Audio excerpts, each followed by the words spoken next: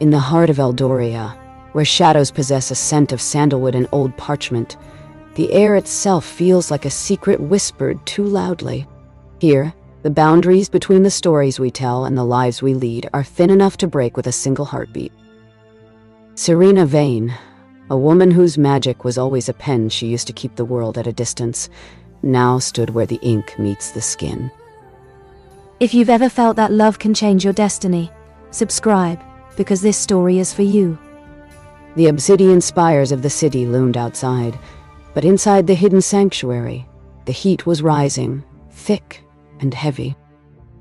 The stranger, the man who had shattered her carefully curated piece, stood so close his shadow seemed to wrap around her.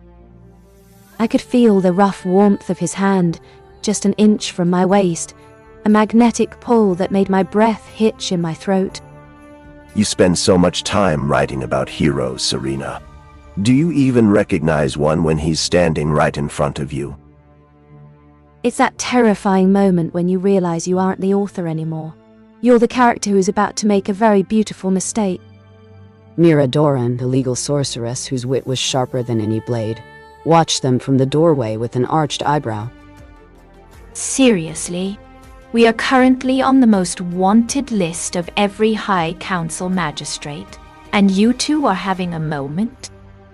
Serena, I love a good romance, but maybe we can wait until we aren't facing a decade in the silent dungeons for unauthorized sorcery. Kalla, the alchemist of desire, let out a low, musical laugh, her eyes tracking the invisible threads of energy between Serena and the man. Oh, Mira, don't be so clinical. The friction between them is the only thing keeping the temperature in this room above freezing. Can't you feel it? It's not just magic.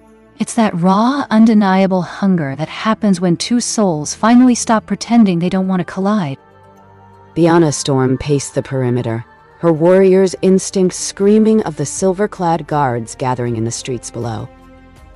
The hunger won't feed us when we're running through the sewers. Serena, your stranger needs a name and a plan before the Council's enforcers breach that ward.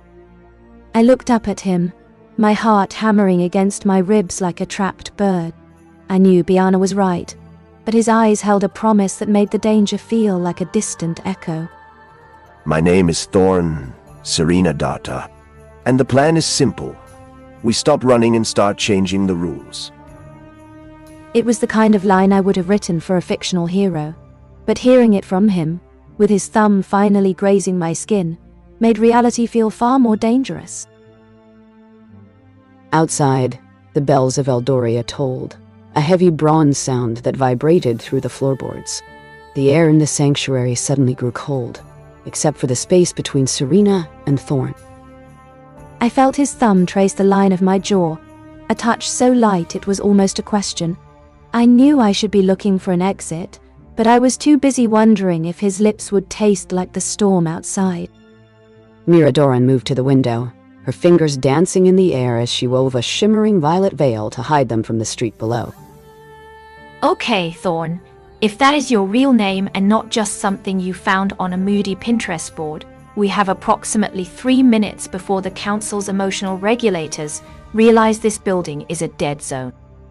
Serena, I'm all for the mysterious bad boy trope, but usually they don't come with a side of high treason.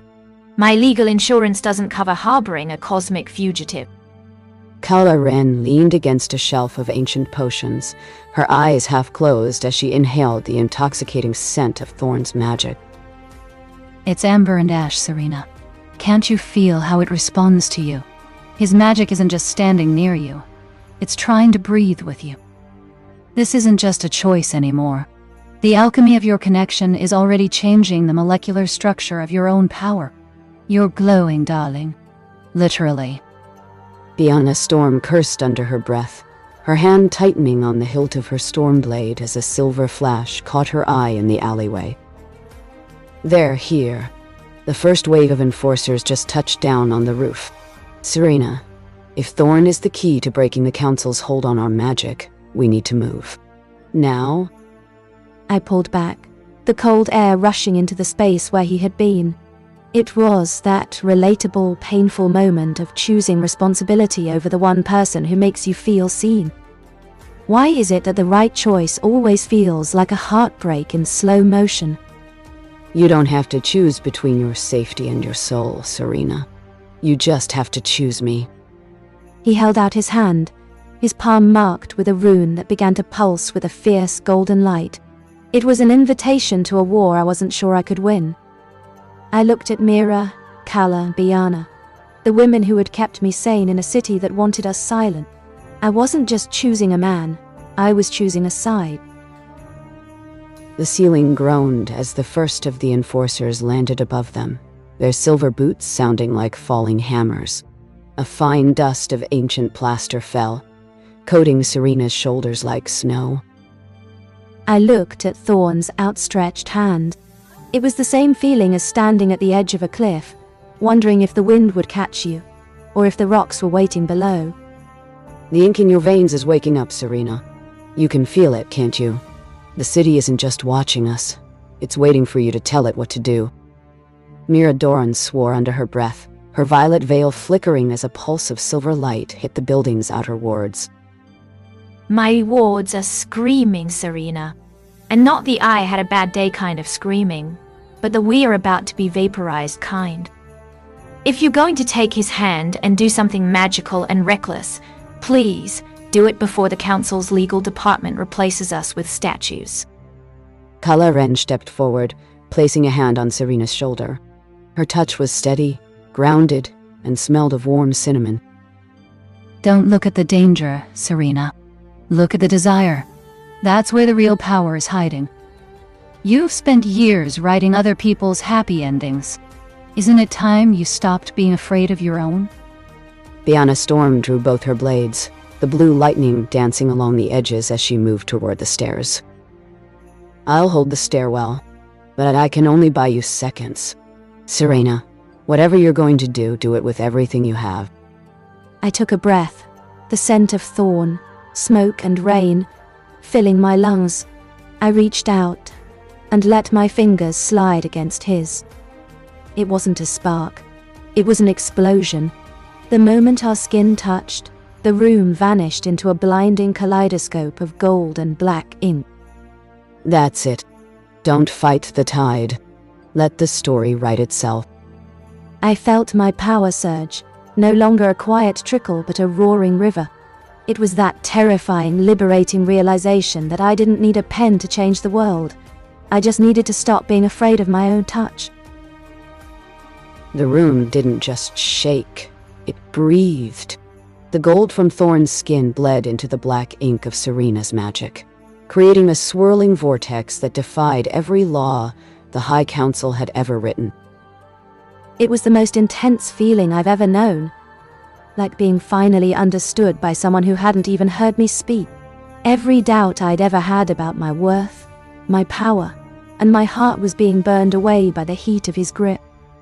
Look at me, Serena. Don't look at the shadows. Look at the light we're making. Mira Doran shielded her eyes, her silver staff vibrating so hard it hummed a low, panicked note. Okay, this is officially Category 5 on the scale of magical catastrophes. If we survive this, Serena, I am billing you for a completely new wardrobe and a very expensive therapist. But God, the paperwork for this is going to be a nightmare for the council. I almost want to stay, just to see the look on the magistrate's face. Kalla Ren leaned into the energy, her hair whipping around her face, a look of pure, transcendent joy on her features. It's perfect. The chemical balance has shifted. Serena, you aren't just reacting to him anymore. You're becoming the catalyst. Can you feel it? The air isn't cold anymore. It's alive. You're teaching the world how to feel again. Biana Storm's voice cut through the roar of the magical storm, her blades clashing against the silver shields of the enforcers at the top of the stairs. They're through the first door. Serena. Thorne. If you're going to blow this place, do it now. I can't hold them off once they bring in the nullifiers. I looked at Thorne, and for a split second the world went silent. It was that moment of absolute clarity when you realize that some bridges are meant to be burned, so you can never go back to who you were. Together? Together. No. I didn't push the magic away. I opened every door inside me and let it pour out. It was the ultimate surrender, and for the first time in my life, I wasn't afraid of the ending.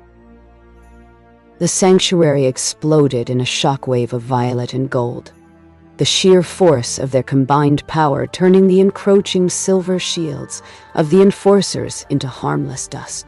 The walls seemed to melt away, revealing the starlit sky of Eldoria, no longer distant but close enough to touch. I felt the weight of the world lift as the building dissolved around us.